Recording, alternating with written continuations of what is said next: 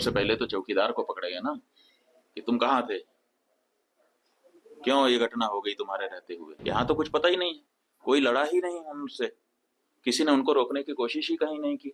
वो आए, घटना की, आराम से चले गए। बूंद बूंद के लिए तरसेगा पाकिस्तान, एक गिलास शुद्ध पानी नहीं मिल पाएगा, खेती नष्ट हो जाएगी, बिजली नष्ट हो जाएगी, ये हो जाएगा, वो हो जाएगा।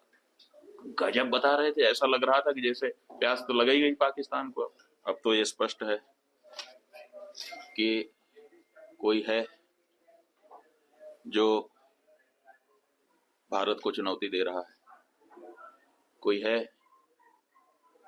पूछ पूछ करके कि हिंदू हो मार रहा है। इसका मतलब है कि कोई है जो हम हिंदुओं को चुनौती दे रहा है। इसलिए भारत देश को चुनौती है तो भारत देश के नेताओं को, हमारी सरकार को उस चुनौती को स्वीकार करके चुनौती देने वालों को सबक सिखाना चाहिए। जहां तक हम हिंदुओं का प्रश्न है, एक हिंदू धर्माचारी होने के नाते हम भी अपने हिंदू समाज के लिए चिंतित हैं।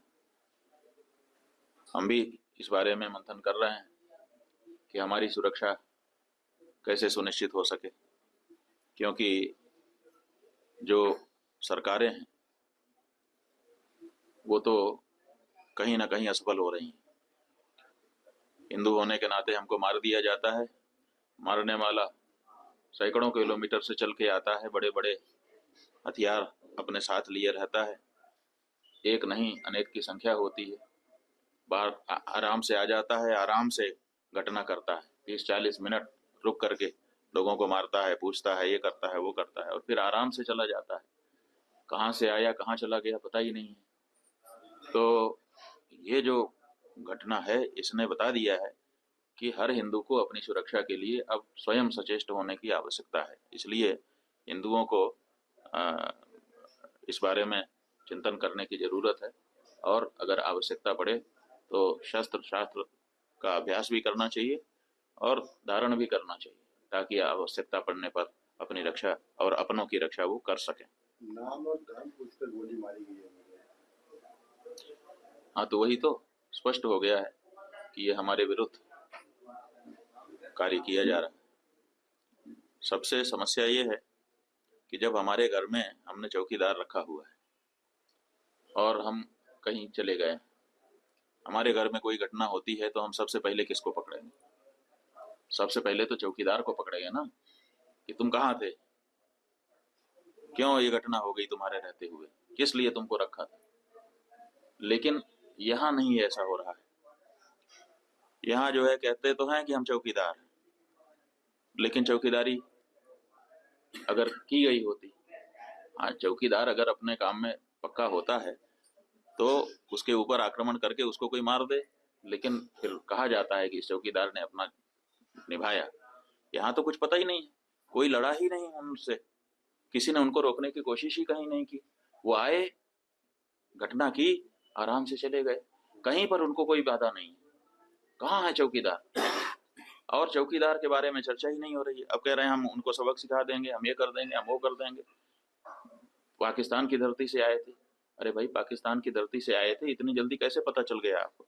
और अगर इतनी जल्दी आपको पता चल जाता है तो घटना के पहले क्यों नहीं पता चल गया? और दूसरी बात यह है कि अगर पाकिस्तान से आए तो पाकिस्तान के खिलाफ अच्छी तगड़ी कार्रवाई करिए। आप कह रहे हैं कि हम सिंधु नदी का जल रोक देंगे।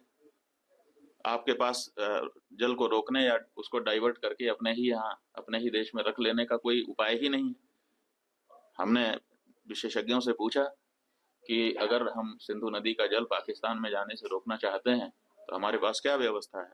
उन्होंने कहा हमारे पास कोई व्यवस्था नहीं है। अगर हम आज से शुरू करें कि ऐसी व्यवस्था हम बना ले तो पैसा कितना लगेगा वो तो अभी पूछिए ही मत। अगर पैसा पर्याप्त दे दिया जाए, पैसे के कारण एक दिन भी काम ना रुके, तब भी 20 साल लगेगा, तब हम सिंधु नदी का जल रोक पाएंगे। तो ऐसी परिस्थिति में हम ये कह दे रहे हैं कि हम सिंधु नदी का जल रोक लेंगे। और टेलीविजन के एंकर हमने सुना, वो कह रहे थे बूंद बूंद के लिए तरसेगा पाकिस्तान, एक गिलास शुद्ध पानी नहीं मिल पाएगा, खेती नष्ट हो जाएगी, बिजली नष्ट हो जाएगी, ये हो जाएगा, वो हो जाएगा। गजब बता रहे थे, ऐसा लग रहा था कि जैसे प्यास तो लग ही गई पाकिस्तान को। और इधर विशेषज्ञ बता रहे हैं कि हमारे पास पानी को रोक लेने का कोई उपाय ही नहीं। तो ये जो बातें हैं ये समझ से बाहर है।